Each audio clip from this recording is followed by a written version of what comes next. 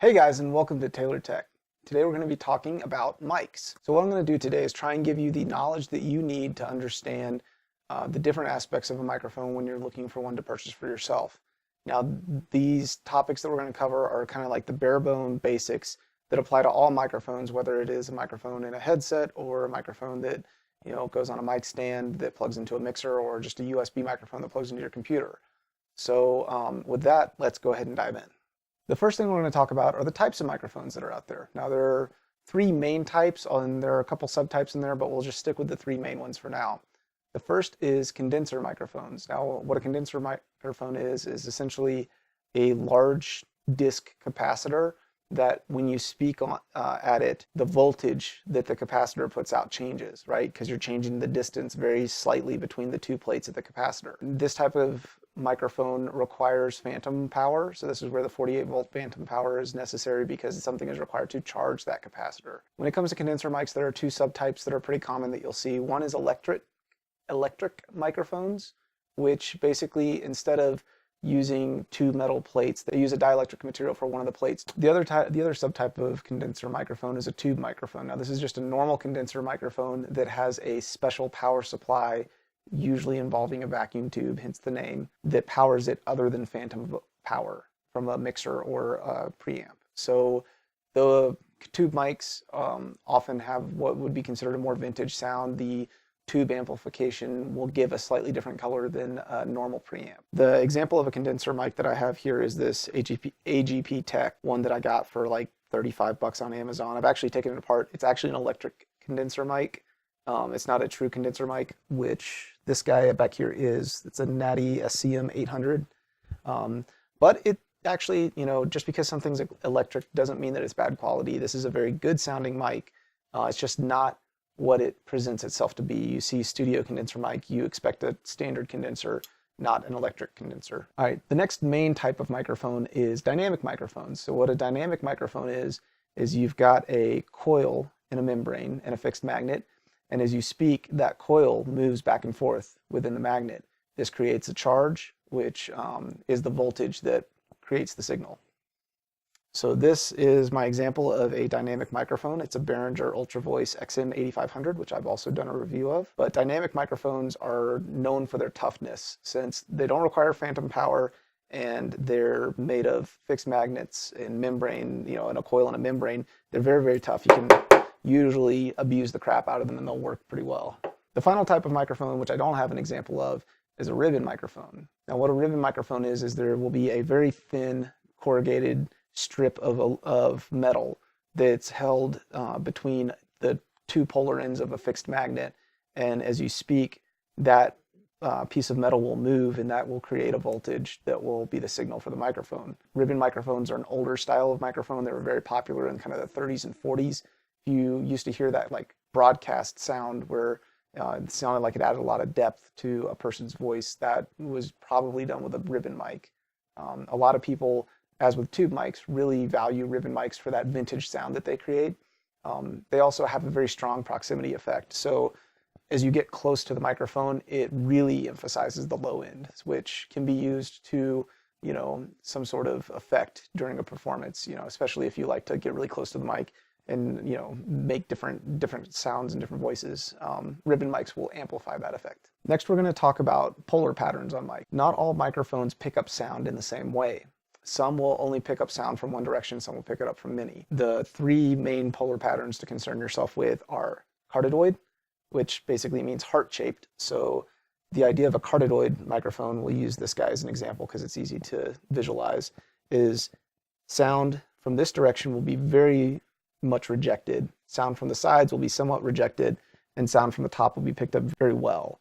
So the way that they draw that is a heart shape. And I'll post a link to the Wikipedia article where they talk about polar patterns so you can actually see that for yourself. Cardioid mics are the most common type of microphone that you'll see out there. Next is an omnidirectional microphone. So omnidirectional microphones pick up sound from any direction, not just one direction. A lot of times this is accomplished by having multiple elements in the microphone. So they'll have 2 or 3 microphone capsules within a single microphone that will allow it to pick up from multiple directions.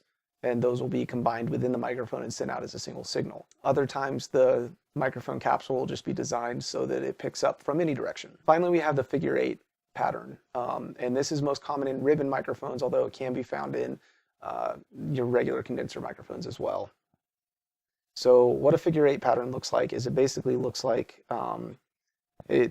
the microphone will pick up from in front and it'll pick up from in behind, but the sides and top and bottom will completely reject. This can be really handy if you have two people using the same microphone, where they can be on opposite sides of the microphone looking at each other, both speak, and the microphone will pick them up equally. Otherwise, it can be difficult to work with. A lot of times you'll see people who have isolation shields around a microphone, and this can be necessary, especially with a figure 8 mic, where you don't want it to pick up anything but the one person. You don't want it picking up reflections, so you put a little isolation booth around it to help reject some of that noise. So beyond just the main types of microphones, there's also different formats of microphones. So microphones can come in what is known as a top address. So this type of microphone, you speak directly into the top of it because the element is pointed out of the mic. So that would be a top address mic. You also have what are known as side address mics, like this. So the element is here, it's facing this direction, so you would speak to the side of it, not to the top of it, because it wouldn't pick you up. You also have lapel mics, like the guy I'm wearing right here, which is a cardioid condenser electric mic. Obviously, they sacrifice a lot for their size. And finally, you have things like on a headset, where the microphone is attached to a boom and meant to be right in front of the face. All right, the last thing we're going to talk about is key specifications for microphones. So when you're looking at the spec sheet for the mic, what do the different values mean and why are they important to you? The first one is frequency response. This tells you which frequencies it picks up. This will sometimes just be given as a number range, so say 100 hertz to 18,000 hertz, or they'll give you a frequency response graph. Now, the graph is much more preferred because not all frequencies will be picked up equally. Some will get picked up better than others. So the thing to keep in mind with this is different mics have different purposes. Obviously, like a kick drum mic is going to have a completely different frequency response than a vocal mic. The next spec you'll see is max SPL. So what that is the maximum sound pressure level that the mic can reproduce accurately without distortion or damage. This is one half of the equation for finding out the dynamic range of the microphone. Next, we have the equivalent noise or self-input. And what this is the amount of signal that would be generated if the microphone were in a perfectly isolated, quiet room with no sound at all. What you can think of this as is the signal noise that the mic is generating all on its own. Finally, you have the dynamic range of the microphone. And what this is simply the difference between max SPL and self-noise. Now, sometimes you will see microphone manufacturers will only give you 2 out of the 3 here. That's fine. You can do the math to find out that last one for yourself. And lastly, we have sensitivity. Now, what sensitivity is, it's a little bit counterintuitive, but it makes sense once you think about it. It is the amount of signal that is generated from a 1 Pascal sound or a 94 decibel sound that is 1 meter away at 1 kilohertz. This 1 meter away, 1 kilohertz, 94 decibel sound is a standard within audio engineering for testing things. So essentially what that is saying is if this microphone, I believe it's like a negative 70 decibel sensitivity, so that's negative 70 decibels dBV. If I have a 94 decibel sound that is 1 meter away from it and pointed directly at it, that sound source is, and it's a 1 kilohertz frequency sound that's 94 decibels, it will produce a negative 70 decibel signal on the mixer or input device that's being inputted into. Dynamic microphones have very, very low sensitivity, and this is because basically the dynamic microphone is a little generator that's creating signal out of nothing when you speak, right? That little coil is moving around that magnet and creating a signal. You need a lot of gain to bring that up to line level. With condenser microphones, you need less, right? Because you're providing power to it, and a lot of times it will generate enough of a signal. You'll need a lot less gain to bring it up to a line level. So hopefully when you're looking at gear, the information that I've given you here today will be helpful to you and help you to make better informed decisions about what type of microphone you're looking for. All right, guys, I hope you found this video helpful and that it aids you when you're looking to make a microphone decision for yourself. Now, I know I didn't cover specifics of how to pick a microphone, but that really wasn't the intent in this video. I wanted to get knowledge out there first and then come back and circle around to how to pick a microphone for your own specific needs. If you found this video helpful, throw a like on it. If you have any other questions or comments for me, leave them in the comment section below.